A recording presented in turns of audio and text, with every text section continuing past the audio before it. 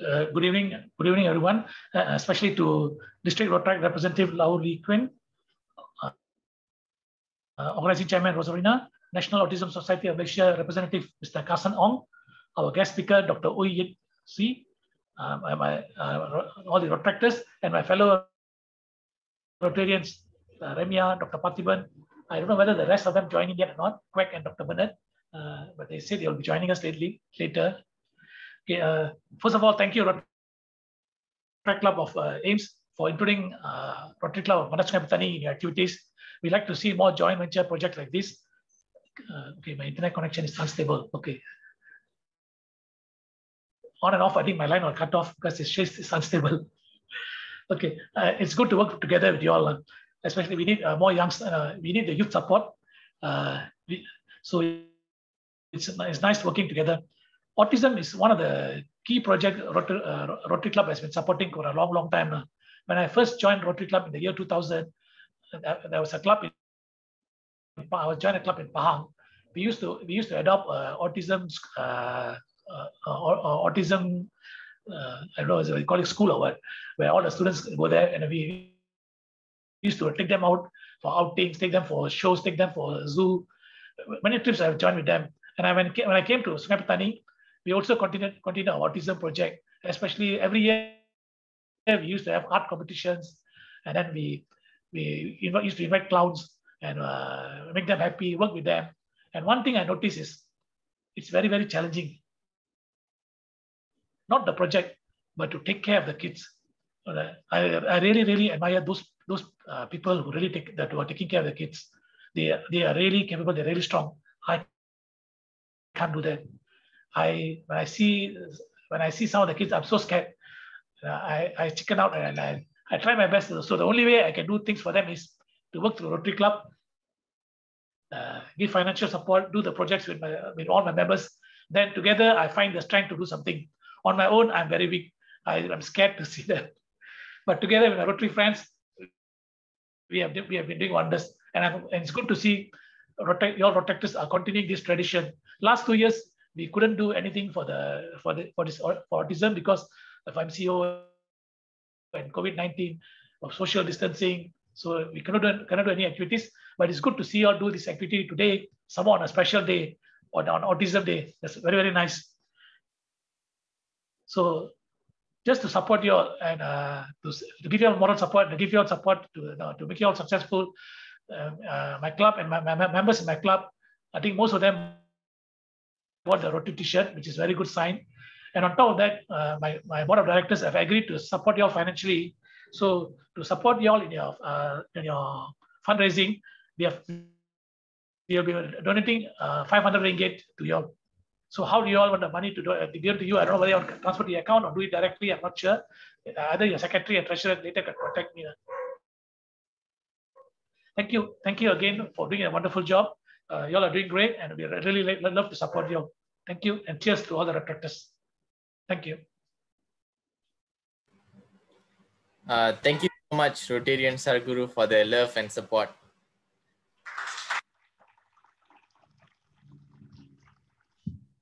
Well, people, we have gathered here for something meaningful, taking time off from our schedule. Let's cherish this moment with a photo session. Please turn on your camera, smile, and cheese. So now we are giving time for people to open your camera.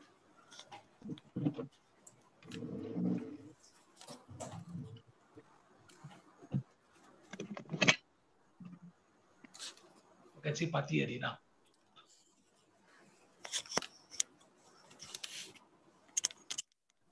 Okay. Anyone?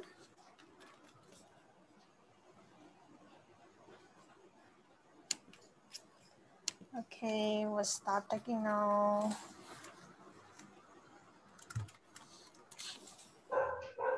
One, two, three.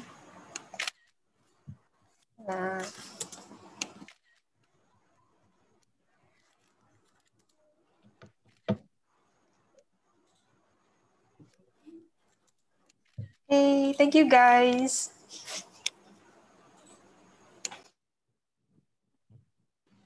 Well, thank you, Sinyi.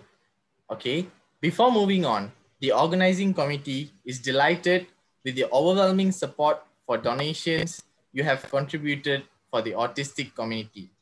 Thank you so much for the generosity.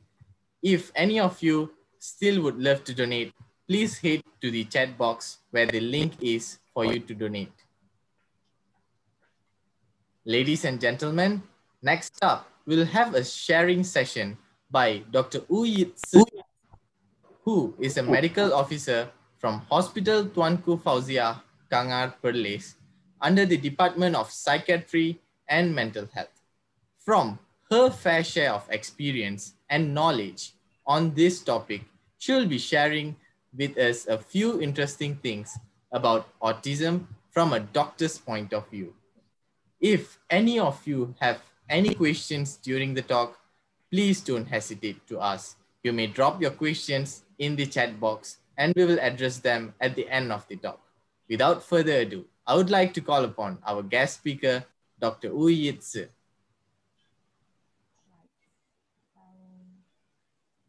Okay, sorry, just a moment while I'm sharing my screen. Sorry, Dr. Ui, I can't really hear you. Hello, hello, voice check. Is everyone able to hear me? Hello? Yep, I can hear you, Doctor.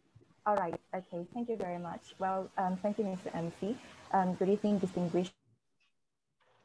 I'm a medical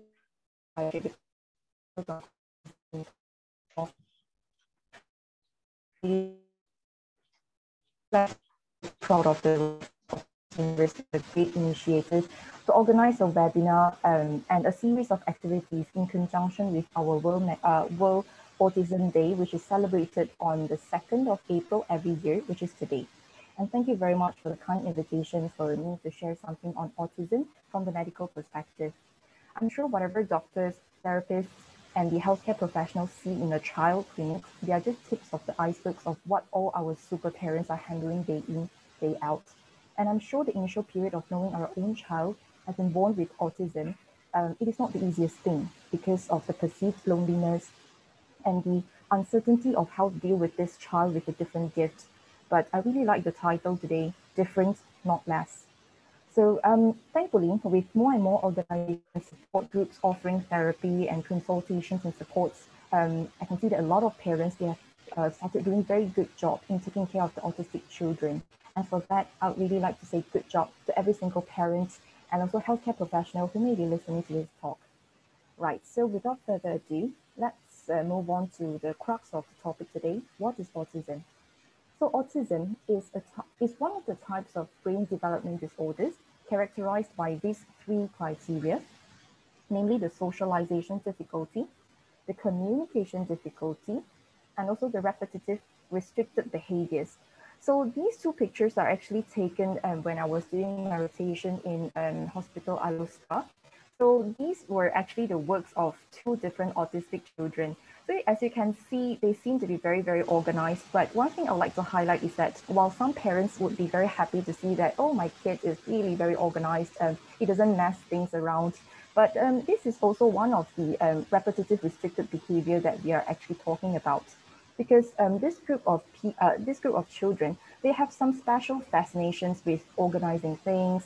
And sometimes, maybe when we look at the toy car, some other children would be like holding the toy car and then just wheeling it around.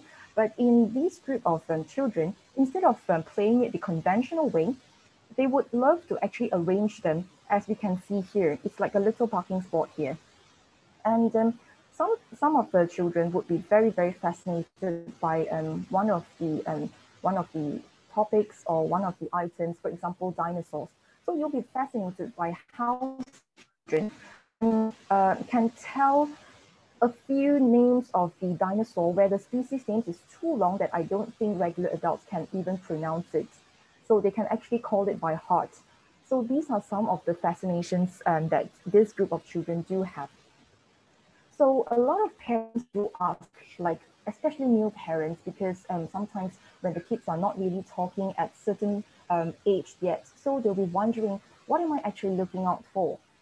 So this list may look very extensive, but basically it's just a summary of some of the red flags that the parents can be looking out for.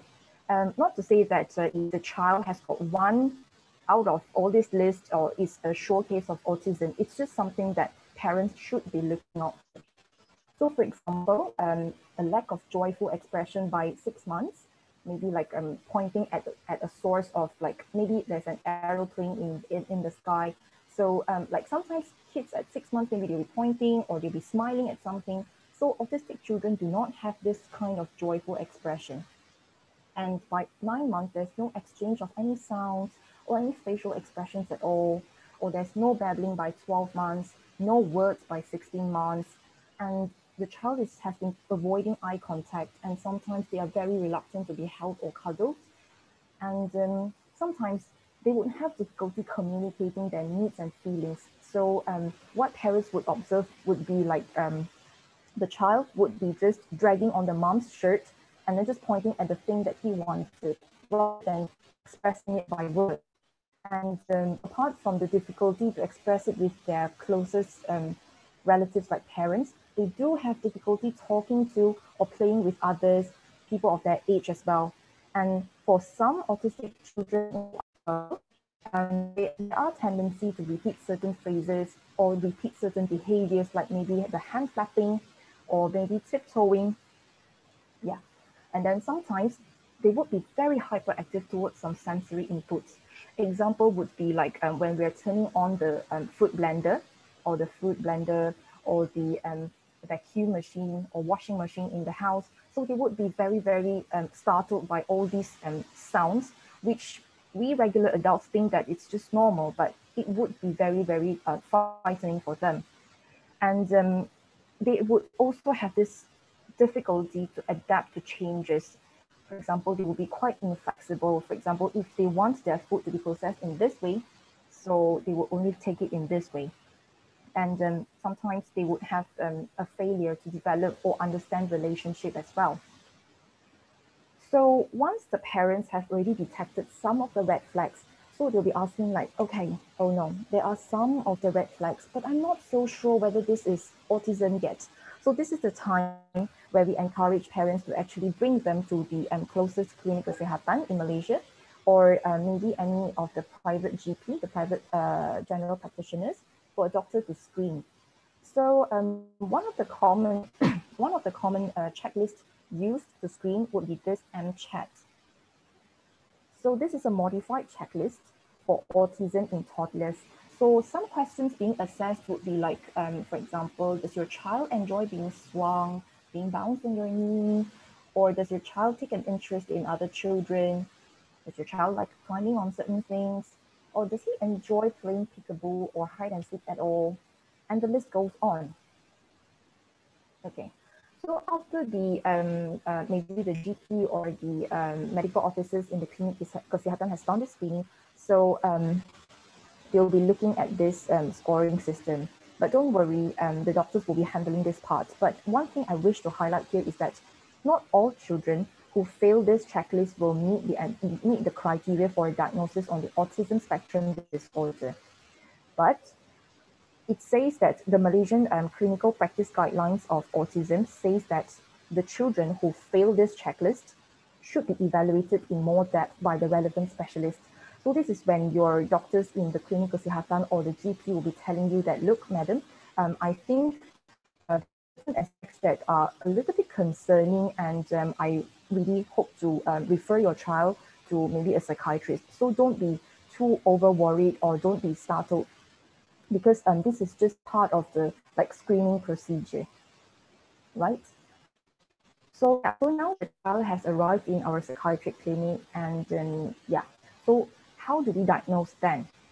So I think because I'm aware that there are a lot of medical students here, and also I feel that these information would be quite helpful for the parents as well, so that the parents would know what are the things expected from the doctors, or what are they expected to be telling the doctors that consultation in the clinic later on. So the first part will be the clinical history. Everything starts from getting a clinical history. So the doctors will be asking what is the concern by the parents or even the carers, and they'll be trying to elicit some symptoms which are suspicious of this autism spectrum disorder. And then they will be asking about developmental history. So speaking of developmental history, I do have an app to introduce later on. I'm not affiliated with the app, but I just find that resources very helpful, which I'll be talking about in a while. So we'll also be asking on the child's behavior problems or any interaction with other people. So after we are done with asking these major issues, then we also like to have some background history, like the medical history, maybe like when the mom was pregnant with a child and did anything happen, or during the delivery process, was it particularly complicated? Was the child born premature? And also past psychiatric history, or any family history at all, because having a child with autism spectrum disorder, it does increase the risk of having a second child with autism. And but although it is not a must.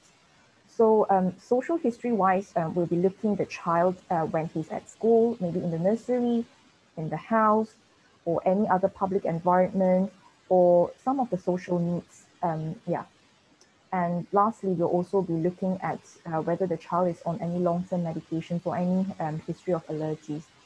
So once we are done with asking all this history, some children, maybe if they're detected quite late, maybe are already like 5 or 6 or already 7, so we'll be getting the parents' permission to ask for a school report as well, so that we can get a clearer picture of how the child behaves differently, because all this while we'll be just getting the history from the parents. So this, we only get one perspective. So the other perspective of how the child is at school is also important. And next up, we'll be doing some physical examination and also audiological examination. The hearing test is quite important because, as I've mentioned, there's this communication difficulties. So sometimes maybe it was simply because the child couldn't hear. So, I mean, to effectively diagnose autism, this has to be excluded first. So that's why we would recommend sending the child for an audiological assessment first. So just now, I think I did mention something about a child who did not, who did not pass the AIMST screening may not necessarily meet the criteria for the diagnosis of autism.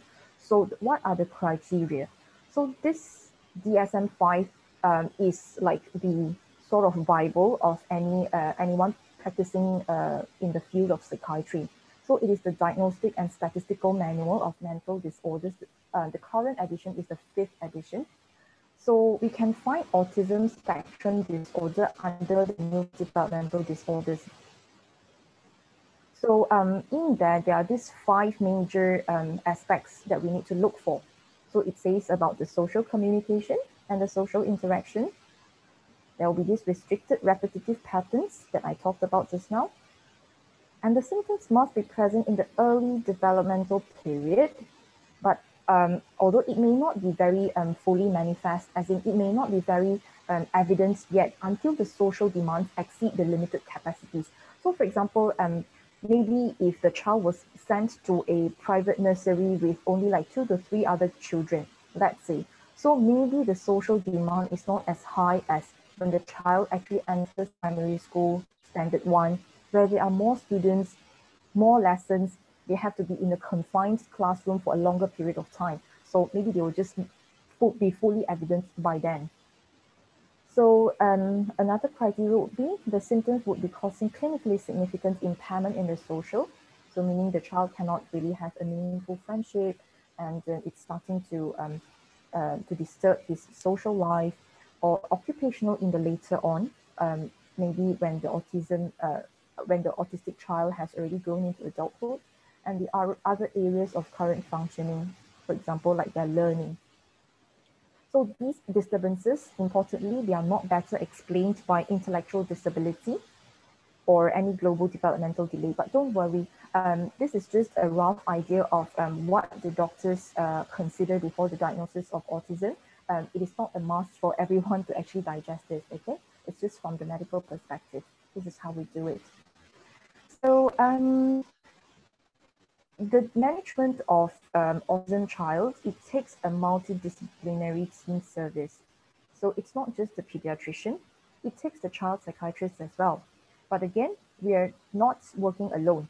We have to rely on our speech and language therapists as well, because sometimes if they are non-verbal, so we'll be sending them to the speech and language therapist. And then occupational therapists, where they'll be doing some sensory integration and therapy and other strategies to help with the child's behavior. So eventually when the child grows older and entering the primary school age, so they may or may not need special education. So that is also one aspect to be discussed with the parents eventually. And when finally the child has grown into adolescence or young adulthood, then we would really like to engage them with the vocational training and also consider about supported employment. Social welfare is also one aspect because actually children with autism spectrum disorder, they are entitled to actually apply for card OKU, Orang Kurang Upaya, based on the mental disability. So as I was preparing the slides for this talk, I realized that there are a lot of services in Malaysia, because initially I thought, there was just a few that we are more familiar with, like maybe NASOM is like the society that we always look up to, and then Win Kids. But in fact, there are a lot of other associations as well in Sungai Petani and even Penang. There are a lot of services and also centers in Penang. So this is just a summary that I got from Google Maps. I'm by no means affiliated with any of the associations, but I thought it could be quite helpful for parents who try to look for a center to maybe send their kids for some therapy or some learning. So these are the centers that you can actually consider, and you're welcome to contact them on the phone numbers to ask for more information. So the useful resource that I promised just now was this. This is the Autism Tracker app developed by the Centers for Disease Control and Prevention, CDC. So I actually went into the app to find out how helpful it is, and I found that it is really helpful. And the best of all, it is free of charge. So this is the front page of the Milestone Tracker app. So you can actually create a child profile and start tracking the child's milestones. And in case you have like Do Re Mi Fa So, you have 5 children, you can actually add more of your children, other children's profile as well. But I'm not sure whether there's a limitation of the number of children, but yeah, I'm not so sure, to be honest. So for example, I tried out with maybe baby Alicia, who was born 2 years ago today, and then they'll be asking things like, was your child born prematurely? And then they'll be telling you that, okay, let's do this checklist and see what are the things that Alicia has already attained or have not attained. So eventually, this is the page. So these are the example of questions that they will be asking you. So whether the child actually copies the other people, imitates other people, or is the child starting to show more and more independence? So these are some of the milestones. And then, okay, so for example, if the app detects that you did not check a certain milestone, then they will come up with this reminder. Automatically check if you've selected not yet for any milestone, so that when you go to your doctor, you can just open this app and just show to your doctor. So there'll be this summary that you can actually even email it. And there are also some helpful tips for parents. For example, pay attention to the way she reacts to new situations. Try to continue doing things that make your baby happy and comfortable. So there are some strategies with regards to different milestones. Another useful resource, this is actually overseas resource, and it is called the National Autism Resources. So the interesting thing is that this website, it actually sells a lot of like toys and sensory items, which are helpful for the rehabilitation, and also you can even buy some toys or gifts for your children here. So this National Autism Resources, the advisory board actually includes teachers, adults on the spectrum, and some experienced therapists, and the website is as listed here. And note that for any purchase that we make through this website, it is actually channeled to help them develop resources for the autism community and to create jobs for people on the spectrum. So I was quite curious, about what are the things that they sell. And for example, visual supports. So yeah, some of the visual supports sold here would be maybe for some of the autistic children, they don't really absorb the words that very well. So what we can do is show them something visual, show them pictures, so that they can kind of sometimes they can show on the picture to tell what they actually want. So it's another way of communicating with them. So for example, one lotion, we're going to church, so the parents can actually point to this picture and tell the child we're going to church. Or yeah, so it's nighttime, let's brush the teeth. Right. So the other one would be, how big is my emotion chart?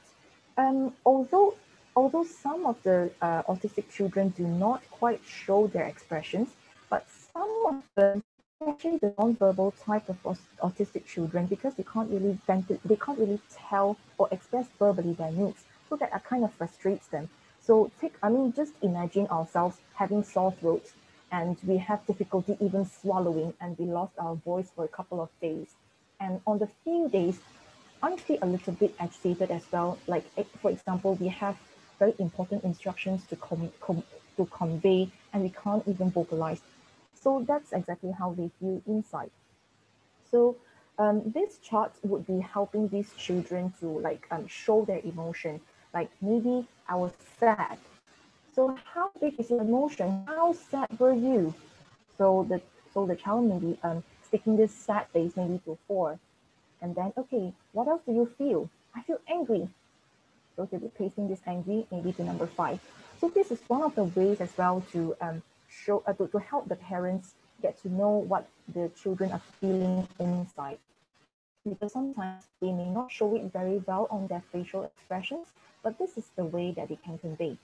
And this one, potty training star charts. Actually, potty training, it is like a huge milestone for any parents. So in this case, this is the star chart. For example, if the child managed to go to the bathroom independently today, so that's a star. And then when you collect enough stars, then you'll be earning a privilege. So it depends on what your child really likes. So you can reward him when he has already achieved, like say, quite a number of a couple of times here. And this portable pictures schedule is especially helpful for children who has very inflexible schedule. So because they might be quite rigid in the activity planning. So for example, when they just transition from kindergarten to primary school, so there'll be quite a huge transition as well. So what the parents can do would be like putting up pictures. For example, okay, so maybe you go to school, you take the attendance, and then maybe this is recess time, you wash your hands, and then you finish your meal, and then you go back to class and you sit. So these are the pictorial schedule, so that whenever the child feels very frustrated or very uneasy about not knowing what to do next, and some of them, they do really appreciate knowing the schedule beforehand. So they'll be referring to that picture and know that, okay, what's next? Okay, I should wash my hand next. Oh, I should go to my class next. And the best of all, this thing is actually portable. And I think some of the items, because it is from overseas, it's kind of expensive, but I think maybe certain things like this can actually be modified as well. Yeah. So some of the sensory items, for example, this fidget set, how it works would be, for example, if the child is waiting for a bus at a bus station with the parents, and this is something that he is not quite used to doing, and that's why he gets a little bit fidgety and uncomfortable. So to avoid a meltdown, so maybe this can be helpful. Maybe he can be holding this bendy man. So he'll be bending the hand up, down, up, down, up, down. Or he may be like squeezing on the rubber star to actually distract himself from the distress that he's feeling inside. And then because when I was looking at the website, I saw some of the positive feedbacks from the parents stating that this TheraPressure brush is kind of helpful for the children. So there'll be some strokes on the child's skin. So this kind of soothes them down. And then for some of the kids who really, who like to be moving out and about, this trampoline would be helpful.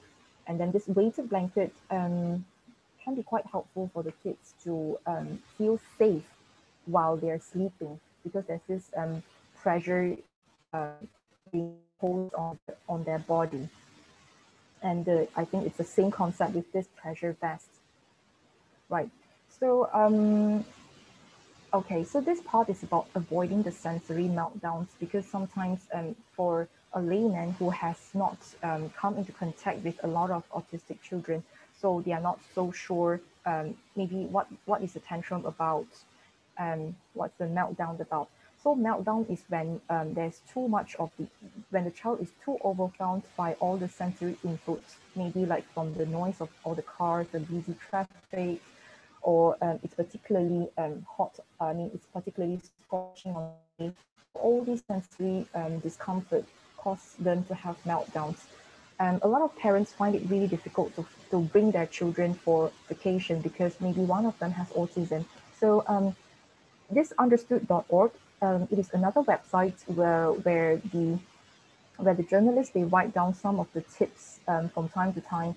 So they suggest that maybe you can bring a sensory travel kit, the kits that I mentioned just now, and then maybe you can bring some familiar food, or maybe when you are traveling, you expect that you'll be staying in the hotel or a different place, so the child may not be very happy with the change in the schedule. So maybe when you're packing, you can allow the child to choose his own clothes, his favorite clothes. So when wearing his favorite clothes, that sort of soothes him down a little bit.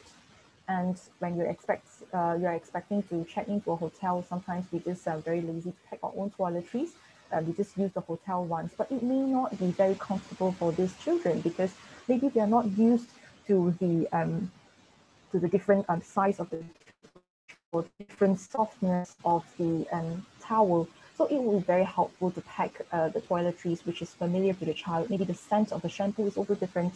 So that might also precipitate a meltdown. So it will be helpful to practice your trip as well. So maybe if you are planning for a trip to the zoo, so you can start off by showing pictures of the animals, familiarize your child with a zoo, tell him what to expect there, practice it a little bit before we actually make the actual trip. And during the car trip, if you think that it is a long enough journey for an adult, for example, 2 hours and above, then it would be doubly frustrating for the child. So do buy for some phone breaks in the R&R, and do look for some quiet corners during the waits. And as much as possible, try to follow the routine you use at home, even though you're in a vacation, because sometimes when we go to a new place, we tend to want to go for shopping, we want to go sightseeing until like maybe it's late night, but it can be quite distressing to children with autism. So for example, if the child usually goes to bed by 10, then try to stick to that. So sensory meltdowns, these are some, I hope I do have enough time to go through this quickly. So before the meltdown, it would be helpful for a parent or maybe the parent to know about what would be the triggers. So even as doctors, I find it especially helpful to get the input from the parents first before approaching a child, because I always believe that the parents or the guardian knows best about the child. So what would be the trigger, whether this is a good approach. Sometimes they can give you good insights as to how to approach a child. So because they would know what would be the common triggers and notice some of the warning signs when the meltdown is escalating. For example, when you see that your child is starting to hesitate a lot, can't make decisions, can't seem to focus, starting to be uncooperative, trying to like shut away the noises, or try to avoid seeing some things, try to run away or hide. So know that these are the signs that a meltdown is about to come. So try to be patient when it happens, because sometimes when you detect that meltdown is about to happen and you get very, very nervous and you'll be talking very fast and loud, using weird in public. So when you're doing that, it actually makes it worse because the child would be under even greater pressure. So remember to give your child more space and more time to process what you're saying. And as you're doing that, try to use some short, concrete sentences. And during the meltdown, firstly, assess the safety. So maybe when the child is having a meltdown, so just look around, is anyone hurting because of this, or is he going to get hurt? And be reassuring. And if you are in the public, try to help your child to move to a quieter place. So if it is not possible to move your child, then try to ask other people to give you both some space. So this is where the public can play a role. So for example, when you see a very distressed parent with a distressed child, sometimes if you do not know how to intervene, then try not to crowd around. At least give them some space. That will be very valuable help. And if you're at home, see if you can get your child to a spot that is calming. So maybe to his bedroom, or maybe to this spot near the aquarium. So try to get that spot and tone it down, maybe turn down the lights, keep things quiet, and consider your post-meltdown plan. Maybe you're in a shopping center, you may have to abandon your trip. And if the meltdown was triggered because there was about something you didn't like, you may need to stop talking about that topic and find a new way to approach it the next time you talk about it. And after the meltdown, take time to recover, because sometimes the child might feel very embarrassed or guilty about what has happened. So you'll probably see some physical exhaustion too. So you try to give your child some time to get collected, and then find the right time to talk again. The right way to talk will be like trying to give your child a heads up that, look, is it all right for us to have a talk? And try to reassure the child that you're not in trouble. It's just something that mommy would like to analyze with you. And be brief, because talking about meltdown can make the child feel very defensive or feel bad because you're pointing out something that they are not particularly proud of. And try to say whatever you need to say, but try to avoid saying the same thing over and over again, because when you do repeat over and over again, then somehow, especially if you threaten the child to like maybe take away the cartoon time or take away the phone, but eventually you don't do that, but you keep repeating the same threat over and over. So eventually, this has got no power over the child anymore, because the child knows that you're not going to do it anyway. And if you have decided on an action plan, then see if your child can repeat it for you. Okay, so the next time this thing happens, what can we do to make things better? So discuss it with your child.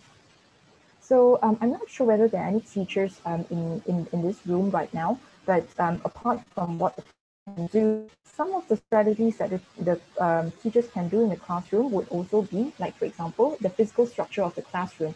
In this case, try looking at this. It is suggested that we should reduce the distractions hanging from the roof, yeah, because it can be very distracting for the children.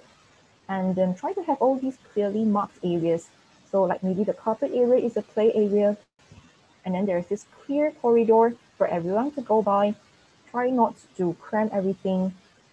And then also consider where you might place a student on the spectrum based on their needs.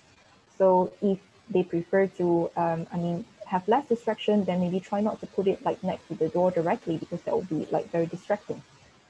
So a visual schedule, something like I showed just now, it would be helpful. So maybe today we are going to do some writing. The next lesson is English. And then we're going to do some guided reading, and we can have a break. So apart from the writings here, there are also some visual pictures for them to digest it. And then the work system, for example, like how many tasks, how many homeworks do we have? When should we do it? What is the next one? Because sometimes, because they generally don't really like any surprises or new changes to the schedule. So giving them the heads up or the trailer of the like coming soon would be very helpful for them.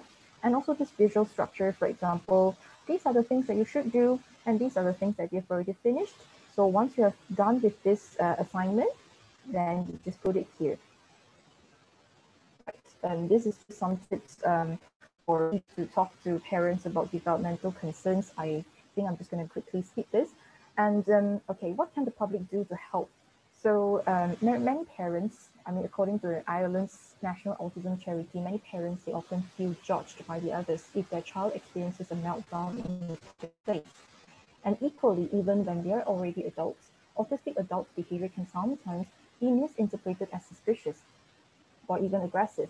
So try to understand that what you see as negative behavior may be a person just really struggling in a very difficult environment or situation. So avoid staring and judging. If you do not know how to help at all, give them some space and then maybe just ask the mother, do you need any help? So if the mom thinks that, yes, please, I would really need some wet tissue or something, then try to assist the mother. Or if the mom say that, no, it's all right, just give her some space, then just avoid staring or judging them. And even if you don't know if someone is autistic, because sometimes children with autism, they seem perfectly normal. So even if you don't know, just give people a break and just have less judgment and be kinder to one another. So I think I'm nearing the end of the presentation. So these are just some of the myths that we really need to debunk. So a lot of people think that autism only affects boys, but the fact is that yes, it is true that autism is commoner among the boys, but there are also girls suffering from it as well. For every girl diagnosed with autism, there are another 4 boys out there who were diagnosed with autism. And some people may have this statement like, autism is caused by something. It's caused by maybe age, or it's caused by this. In fact, there's no single definitive cause to it. For example, like family history, it is not something absolute. While it increases the risk to the subsequent children, but we do have cases where the firstborn is an autistic child. The second and the third child, they were just perfectly well. A lot of people think that autistic people are geniuses. Well, this is not accurate, and it can put very huge unnecessary pressure on autistic people. It is true that sometimes they are depicted as having some photographic memory. They can paint very well. They can speak very well English, even though they stay in a very remote area. But just recognize that autistic people, they have a broad range of academic abilities. So please don't assume that this child is capable or is not capable of doing something. People might think that autistic people are unsociable. But the truth is that although the autistic people, they find some social situations very difficult or stressful, but that doesn't mean that he doesn't want to socialize. I mean, having a friend or two may still be a very good idea. People might think that because they lack these facial expressions, they don't really show their emotions, so we think that they actually lack empathy, the ability to feel for the other people. But the truth is that autism means the lack of cognitive empathy. The cognitive part means that the understanding. So they have this difficulty to understand the cues from other people's facial expressions or from other people's sarcasm or people's abstract expressions. So this will lead to the false conclusion that they don't have that emotional empathy. It is actually not true. It is because they do not understand that this person's face looks angry. That's why they don't feel sorry about it. It is different if someone clearly knows that the mother's face looks angry, but he's still doing it on purpose. Just remember, children don't do it on purpose. It's just because they can't read your facial expressions that well for some of them. And people think that you can't really communicate with non-verbal autistic people, but the truth is that autistic people who are non-verbal or maybe like they don't have much speech, verbal output, they may actually communicate differently to most other people. So it falls on us to learn it. And I think the best way to learn it is still from the parents or the guardians, because they spend time with these children day in and day out. So do respect the child's pace and also the space in the beginning. Don't just assume that, well, they just don't want to communicate. Just give them some time to warm up. So these are my list of references. I found some of the fact sheets which are quite helpful. I think I will try to find a way to share some of the PDFs, some of the resources in the comments section later on. And lastly, I'd like to conclude my slide by saying that autism is actually just the surface. What is inside each of us is what matters, autistic or not. With that, thank you so much, everyone, for your kind attention. And yeah, I'll pass the floor back to you. Thank you so much, Dr. Uy, for that detailed, resourceful presentation. So now we have someone from the audience who would like to share their opinion. So let's welcome DN.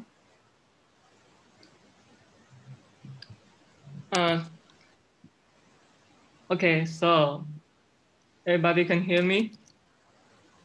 Yes, DN, loud and clear. All right. So thank you so much for the wonderful talking and the speech. I'm agree with that. But the thing was like, I want to say something quickly. So right now, I found that some issue is a lot of people make the mix, and also like don't have really to do the inclusive, and and that's a big problem. I want to say like, the problem it is not like, is it this theory is right or that theory is right or this or like how to make a treatment or no, because right now a lot of scientists always focus with that, but I think and they also need to focus how to make inclusive who has autistic, you know, like as the Temple Grandin say, the who has autistic, they must go to the like the normal public school. Why? Because they must go to society, and we must make a news. Everything changed to the news, and we need to make a new system, because once we change that, and we can make a big change. And I know how it feel. It feel painful sometimes, because if who has autistic is like a loneliness all the time, or most of the time. And another thing was like, for me, I got the summer detentions already at the school, and you know, and but the thing was like, I even don't care with the detention, because that's not the main problem. The main problem is is they just have to do it inclusive, and they think like I'm like a freak or like a weirdo or like whatever it is. But I just want to say, we need to make an assertion and make an acceptance, or even inclusive, and just don't care.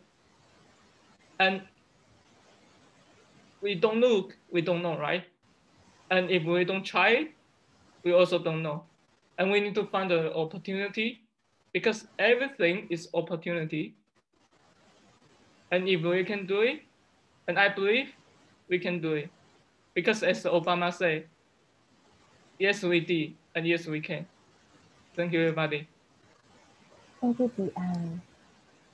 Thank you so much, DN. I think DN deserves a huge round of applause.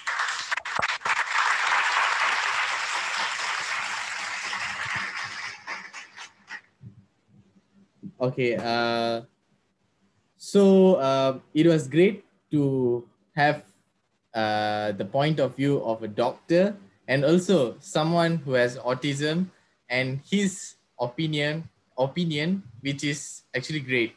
Once again, thank you, Dr. Uy, for your time and all the knowledge you have shared.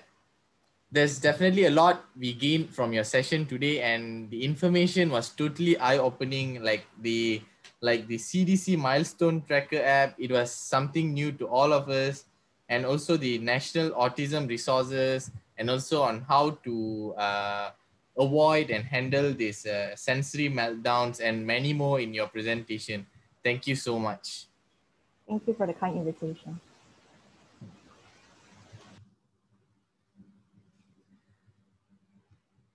Well, members of the house, now the time is 8 o'clock, which means we have closed the link for donations. Anyways, if any of you still would love to donate, you are still welcome. The link can be used. Now, I hope you all were paying a good attention to Dr. Uy's talk just now, because we are having a mini Kahoot session to test your understanding of autism so far. So I think we should have some fun and let's get interactive. Make sure all of y'all join and please try hard and make sure your fingers are quick because winner will be leaving with some prize money.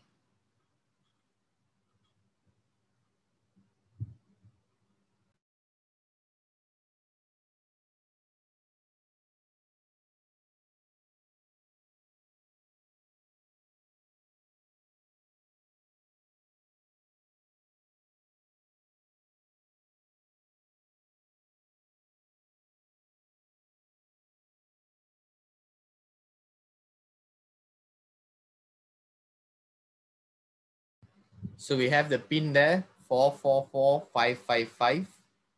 You can join the Kahoot by just Googling Kahoot, and you can go to the Kahoot page, enter the pin and join the session.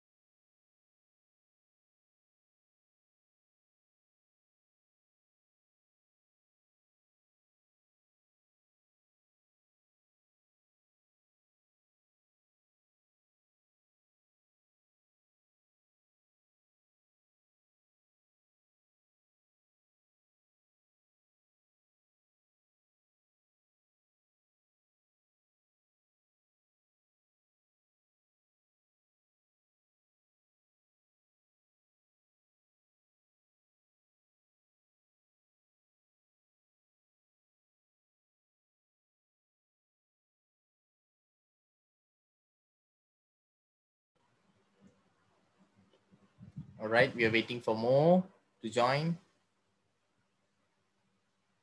Come on, guys, give it a chance. There's some prize money.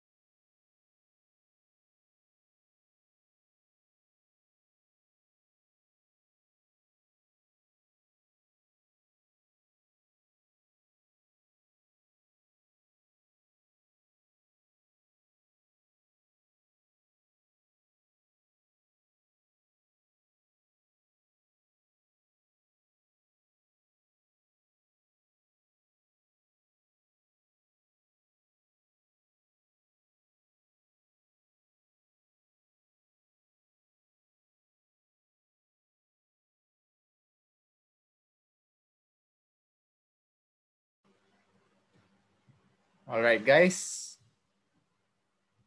So quick, we are about to begin in 5, 4, 3, 2, 2.5, 1.5, 1, and let's begin.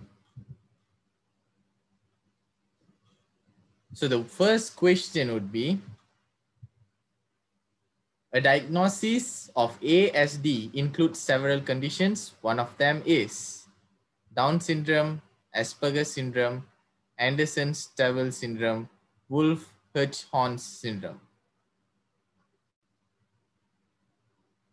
And the answer is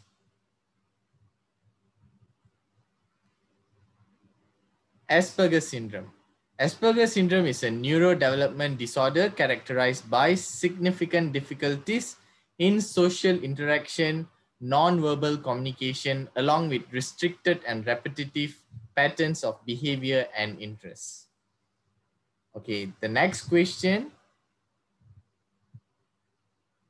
Well, we have SS high up.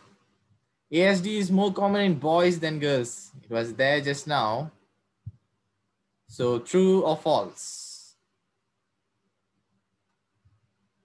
Yes, true. It's 4 times more in boys compared to girls, but it's equal in all racial, ethnic, or socio-economic groups. Okay, let's go to the next question. Oh, before that, SS is still up there.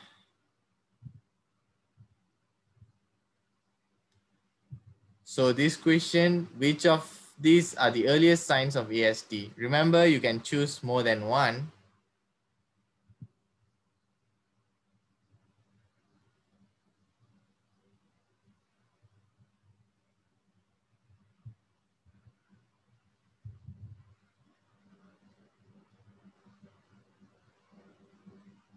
So would it be, what would it be? What are the earliest signs? No eye contact, poor response stimuli, social withdrawal, lines up toys. Yep, all of those. So according to Autism Behavioral Center, all 4 of those are the early signs of autism disorder. Okay, so now up on the scoreboard, we have NCC going up. And the 4th question. One of the risk factors that make a person more likely to develop ASD: inadequate nutrition, smoking, genes, age. So what would it be? Quick.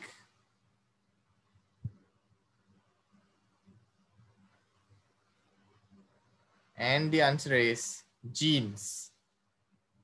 There may be different factors that make a child more likely to have ASD, including environmental, biological, and genetic factors. But most scientists agree that genes are one of the risk factors that make a person more likely to develop ASD. Children who have a sibling with ASD are having a higher risk to also have ASD. Individuals with certain genetic and chromosomal conditions such as Fragile X syndrome or tuberous sclerosis can have a greater chance of having ASD. When taken during pregnancy, the prescription drugs valproic acid and thalidomide have been linked to higher risk of ASD, and also there are some evidence that critical period for developing ASD occurs before, during, and immediately after birth. And also, the final risk factor would be child born to older parents. So next on the scoreboard, Sarah has got up. 5th question. What does an autistic person require very substantial support?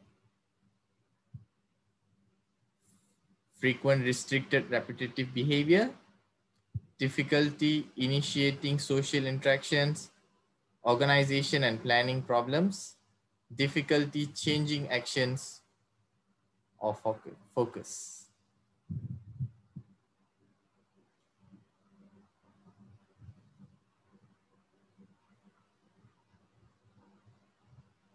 So the answer would be difficulty in changing actions or focus. So the let's see the scoreboard. Sarah got up and Ramya got to the 2nd place. Next, it's a close call. How is ASD diagnosed? It's either behavioral and development history or blood tests.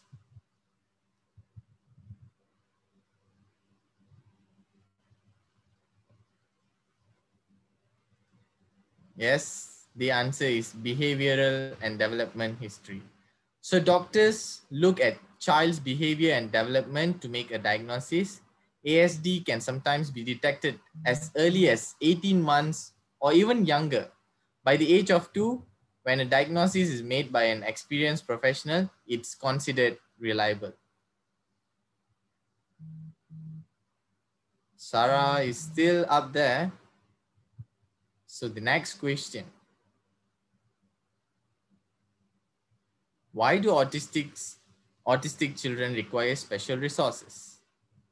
Again, this is a question with more than one answer.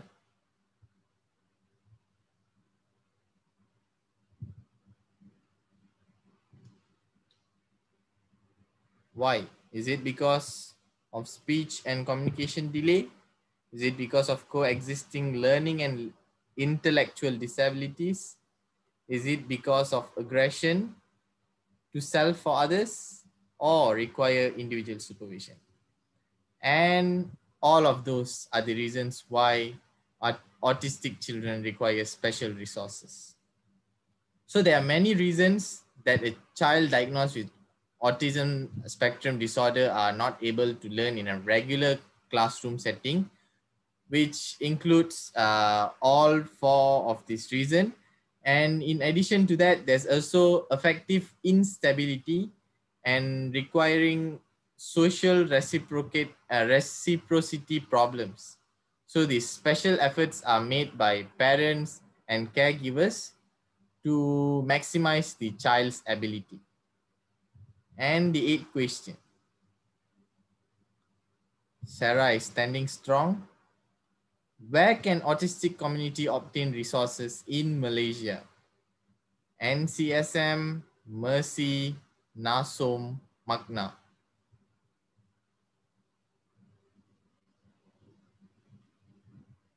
It's clear.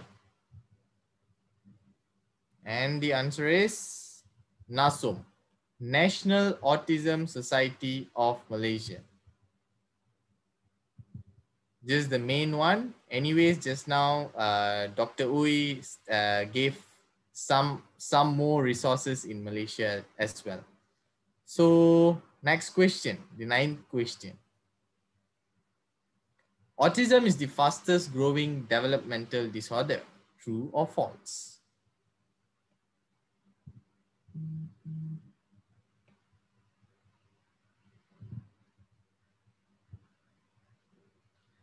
It's true. Autism is one of the fastest growing disorder with great amount of studies being put behind. With vast amount of different signs and symptoms, different forms and how it's treated and arguments about how exactly the disorder came to be. Autism can very well be one of the most confusing and research disorder that stirs up a lot of questions, but yet gets hardly any answer. So autism is actually, the proper term for autism is ASD, autism spectrum disorder. It is a vast spectrum of signs and symptoms that makes it to the diagnosis of autism. And the last question is, Sarah standing strong. Which two of the following are autism symbols?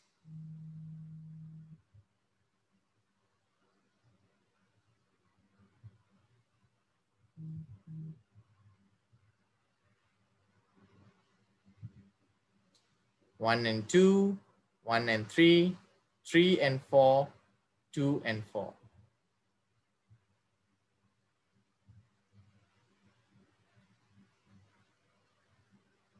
And the answer is 2 and 4. 2 and 4 would be rainbow spectrum, which is ranges of color on rainbows has often been visually represented to the range of autism symptoms and individuals with autism's abilities and challenges. And the fourth one would be the puzzle piece, where it was adopted in 1999 as the universal sign of autism awareness. So the autism awareness ribbon, the puzzle pattern reflects the complexity of the autism spectrum, and the different colors and shapes represent the diversity of people and families living with this condition. And the brightness of the ribbon are signals of hope to increase the awareness of autism. So with that, we have come to the end of our Kahoot session, and let's see who's the winner. Third place would be Understand Not. Second place, A. And the first place and the winner of a cash prize would be Sarah. Congratulations to Sarah. So, congratulations to Sarah, as Sarah has won Grab voucher RM 30 ringgit.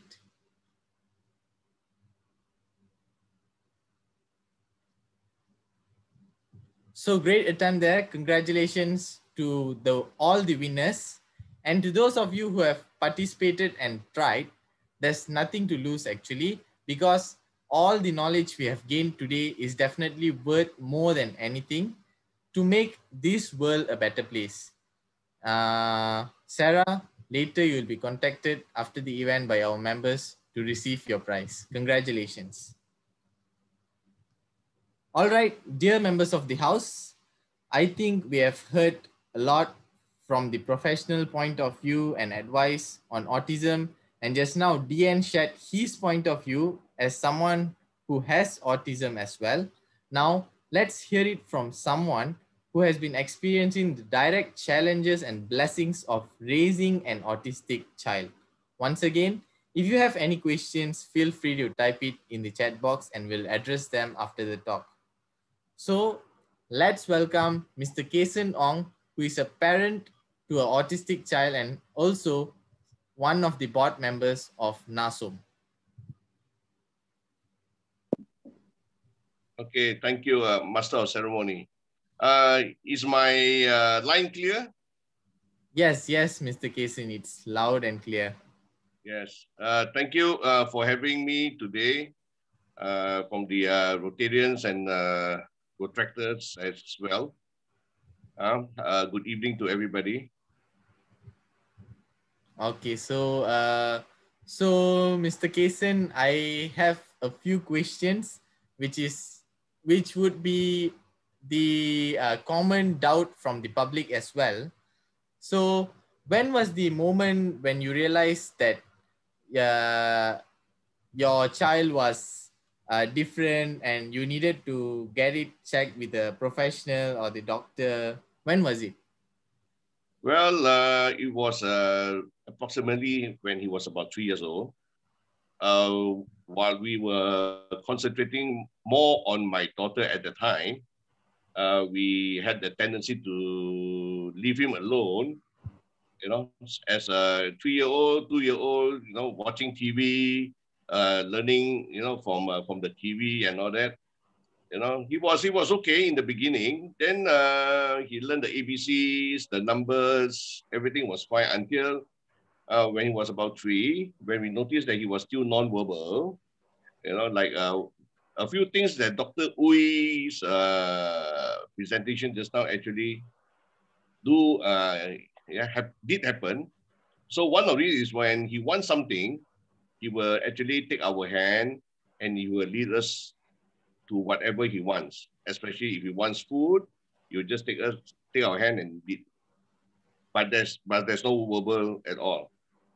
All right, then we found out that, you know, he has less eye contact as well, and a little bit on the hyperactive. So then we decided to bring him to the psychologist to have a checkup. And then we found out that he actually has high functioning, a little bit of Asperger's as well. Yeah. All right. So at that point of time, were you aware enough about this autism, Asperger's syndrome, and all this? Not really. I have to do some research myself. But unfortunately, I think late 90s, the internet is not full-blown yet. So we still struggle a little bit, but we managed to find a few parents who have children with autism to share with us their experiences and some information as well. Yeah. All right. So when you first heard that your son was having autism, what were your initial thoughts? Like how did you prepare yourself with that?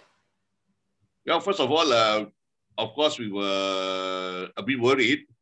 Will this affect him for life? These questions. And then at the same time, what we need to do, or who we need to, bring him to see, and how to move forward. But the most important thing, the first step actually, I want to share with every parent out there, is basically to accept your child as he or she is. Accept the fact that they are special. And then that first part will be, at least eliminated, so that we can start doing things to improve his or her condition. All right. So that's what we did. We have a lot of support from family and friends. Then we started searching for places where people can assist him. He was about 3 years old, so he was actually going to kindy. We managed to find a kindy that accepts people like my son, children with autism. So he was in kindergarten actually for 3 years.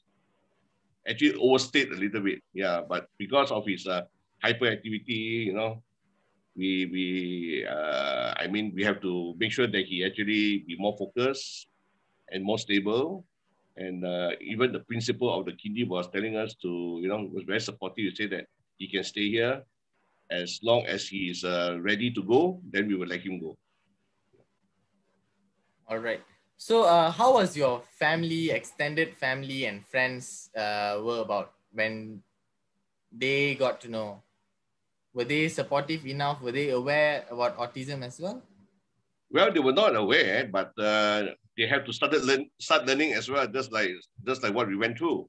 So basically, it's just a matter of sharing, and then how we treat our child. They will observe, and then they will also try to support in whatever way they can. Actually, that would be the best part, because nobody can do the correct way. For autism, Yeah. there's no right or wrong. So when we found out about his syndrome, what we did, first of all, was to look for some help in the form of ABA. ABA is alternative behavior analysis, right?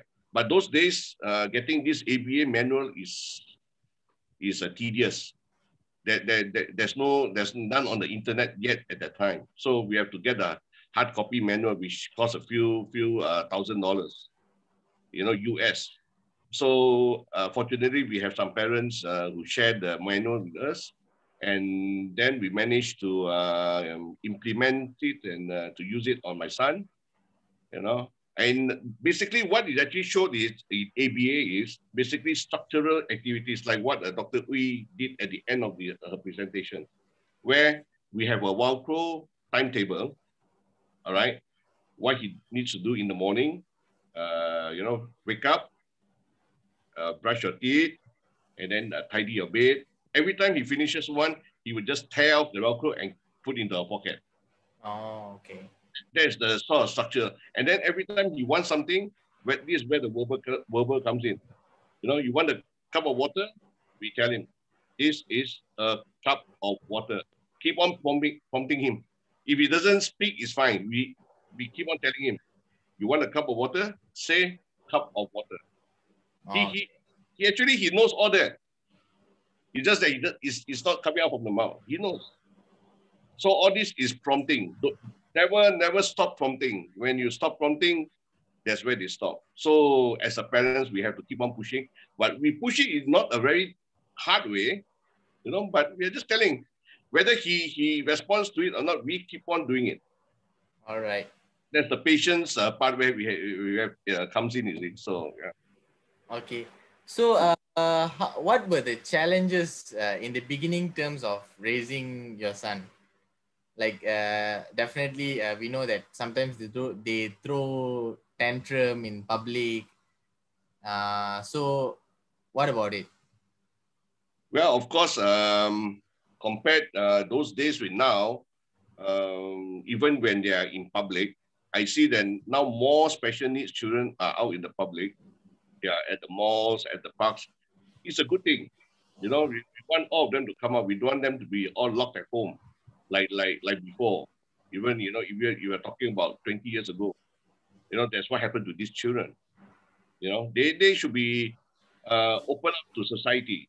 Society should accept them as they are. You know, they should be inclusive in whatever the normal child is doing as well. You know, they shouldn't be sidelined at all. You know, so that was a challenge. You know, I remember one instance when I brought him to the playground in KLCC Park, if I'm not mistaken. Yeah, he was hyperactive. The minute we were at the park, he just ran and ran all over the place, did all the stuff, but I didn't want to go home. So what do I have to do?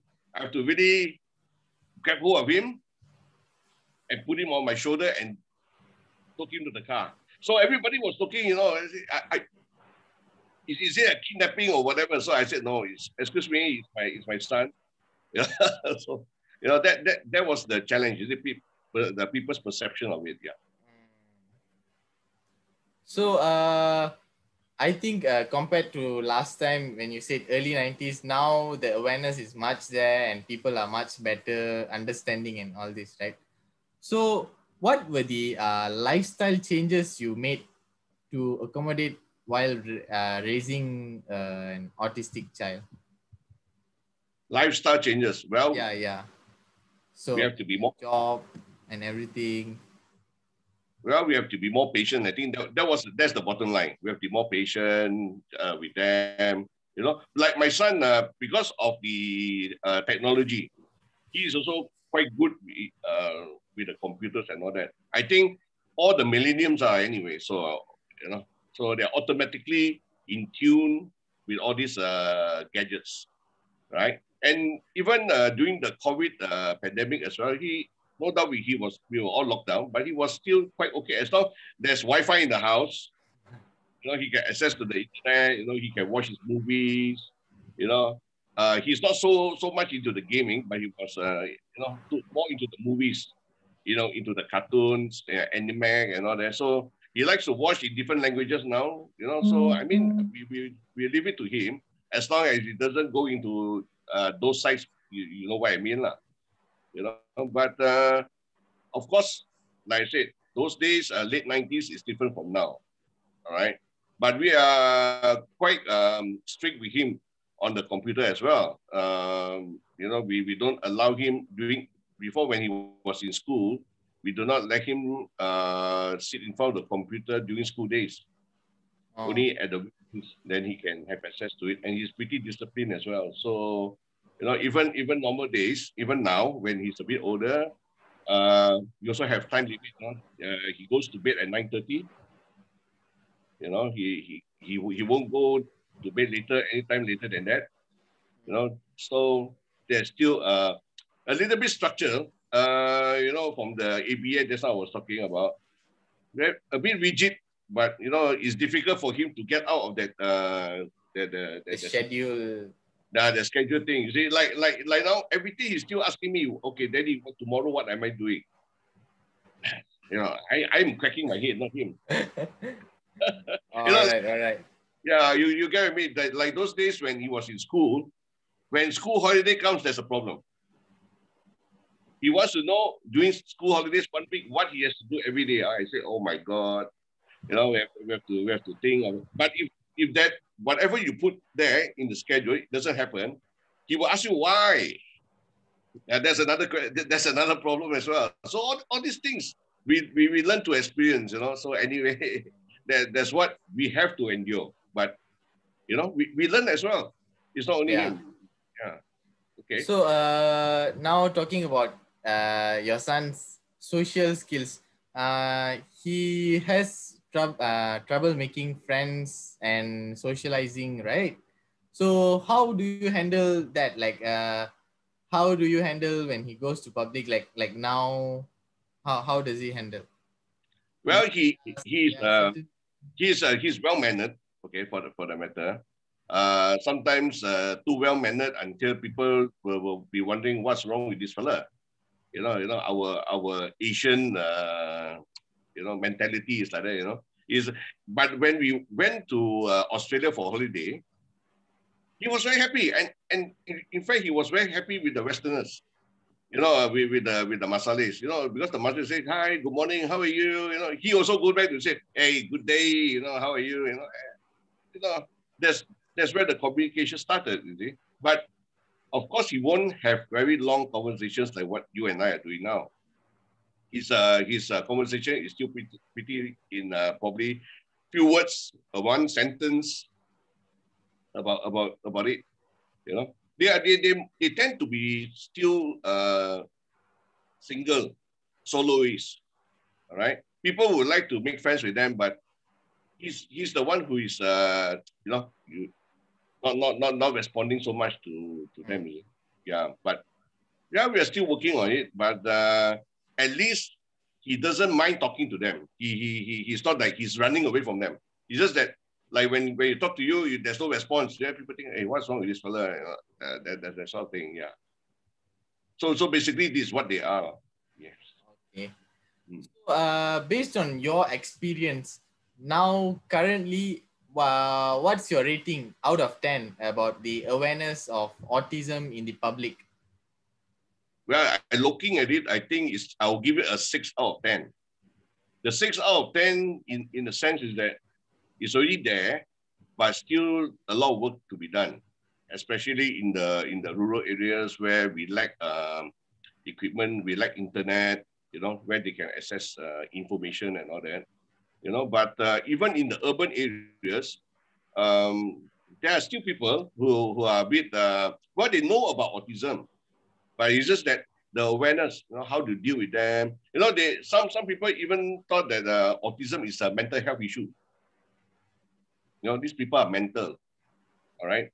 But of course, not 100%, but partially that person is correct as well, all right? But they are not crazy, all right? If you compare to children who were raised up with autism 20 years ago, you can see the difference, because of lack of information, the lack of help from NGOs like NASOM, or even from the government sector as well, and the hospitals. Now, the hospitals are very well equipped, like just now what Dr. Uy was saying, they have CDC who can track the child, So everything is there for the parents at the parents' disposal. Whether they want to do it or not, that's a different thing. Yeah. Everything is there compared with those days. So awareness is still very, very much lacking. Even if you go to even the hospital sometimes, like I was saying, the hospitals, they are well equipped, but some doctors are still a little bit, autistic. Is it the same as Asperger's? They even ask you certain questions like that as well. So it depends on the society as well.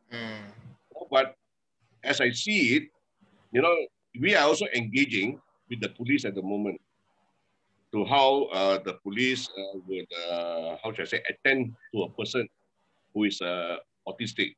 Not only autistic, but even an OKU person as well. They can be anything. They can be a slow learner, right? So all these things is actually part of society, how we engage with the relevant authorities to create this awareness. It's not only the public, even the government sectors as well. Everybody. Yeah. Everybody's responsibility. Everybody's responsibility. You see, like NASOM, what we deal with, we only not deal with parents. We don't only deal with children. We have to deal with the government, because we are a national body. We have to deal with all the other agencies as well. Like I said, we are even engaging with the police department. So it's everybody. Education department as well. So we want to find the best way where our children and children with special needs can be accepted into the public, into society, where the inclusiveness will come in, you see. Right? Yeah. That's what we have to do. Okay. So we are up the last question here. So what are your hopes for the future of autistic community as a parent and also as a member of NASOM? So what are your hopes? My hope is basically that not only autistic children, but all special needs children can be accepted, inclusive, included into the society, so that they can be like any other normal person, be treated with respect and dignity, and of course, we want them to be independent eventually. When we close our eyes and go off, and pass on, every parent's hope is to see that their child is capable of taking care of themselves. That will be the least, at least of our worries. But I know every parent will want to pray that they will be alive and healthy longer than their child, for that matter. All right. So anyway, that is my hope, my personal hope. Yeah. Okay. So there's an audience question here. So Mr. Kason, like, is NASOM like doing any workshop for communication skills with, or I mean, the workshop is for the public to communicate with autistic children or people? Is there any workshop? We conduct workshops all the time. But the best place is for them is to visit our centers. We have 17 centers nationwide. Well, feel free to come. The Rotaractors, Rotarians can come. You can see for yourself the children. And then from there, you know what I'm talking about, what Dr. Uy has been talking about as well. That will be the best. We have ready, how should I say, specimens for you to see, to look at. I mean, even the parents as well. The parents are there with the children. So if any questions, you just visit our centers. I'm sure they are more than happy to answer any of your questions. Okay. Yeah. Surely, like once this COVID situation ends, we should take a trip to one of the centers. Yes. Now we are all feeling stressed because of the COVID, especially the parents with the younger children, because they cannot focus online. When we have classes online, to be very frank, it's not working because our children need practical results, not online. When they are hyperactive, how can they be sitting in front of the computer? Is it like my son now? He can't because he's only 23 years old. But for a child who is starting, 3-4 years old, running all over the place, you think that's the last place he will come in front of the screen, isn't it? So no, that's the other challenge that we are having. So, well, we are trying our best. Yes. Okay, Mr. Kason, I think it was worthwhile listening it from a layman points of view, especially as a parent and also as part of NASOM. And I think as special needs parents, sometimes you don't have the power to make life fair, but definitely we have the power to make their life joyful and as meaningful as possible. So, and what you have shared today was totally inspiring, especially to me. I think you are a great parent as well.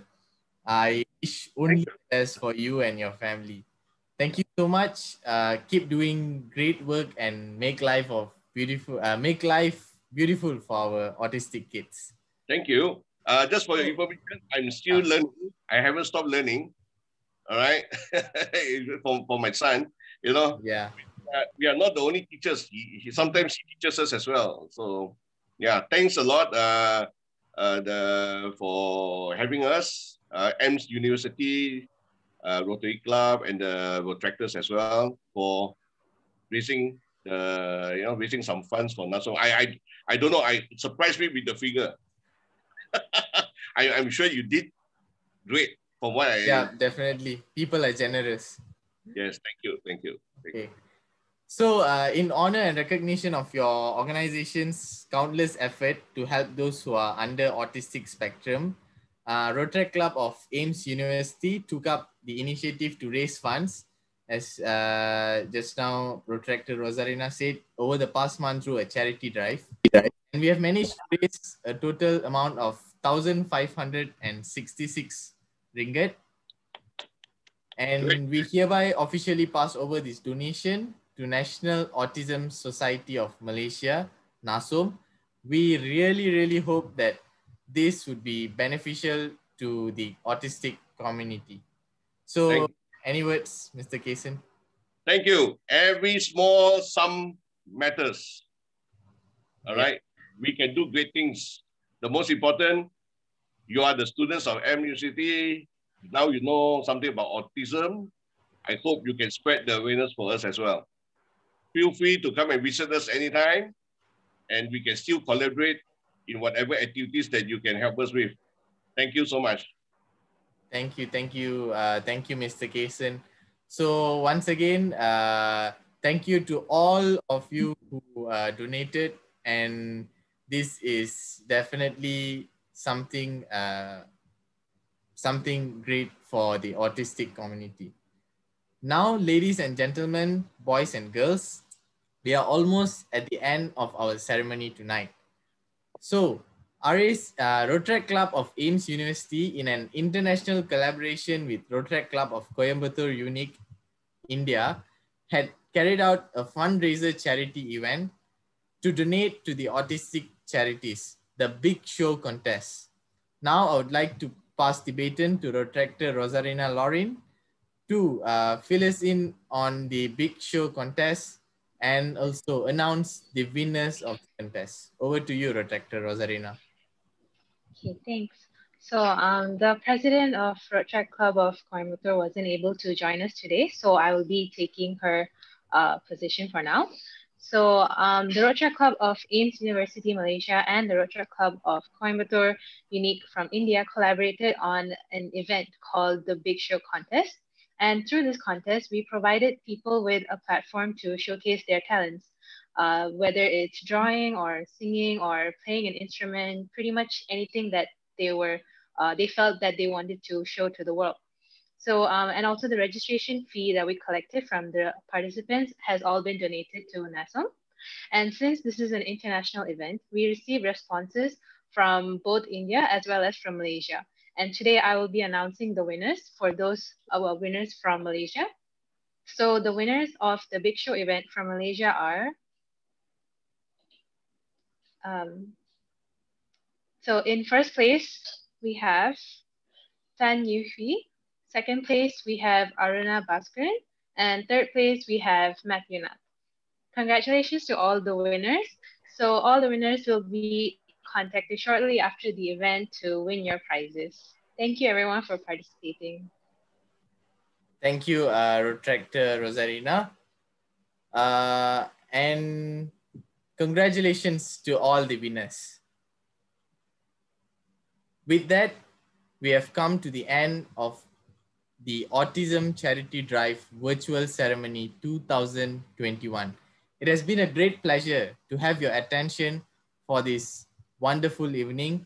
Thank you to all Rotarians, Rotaractors, Mr. Kason, Dr. Uy, and fellow members of the House for being part of Autism Charity Drive 2021.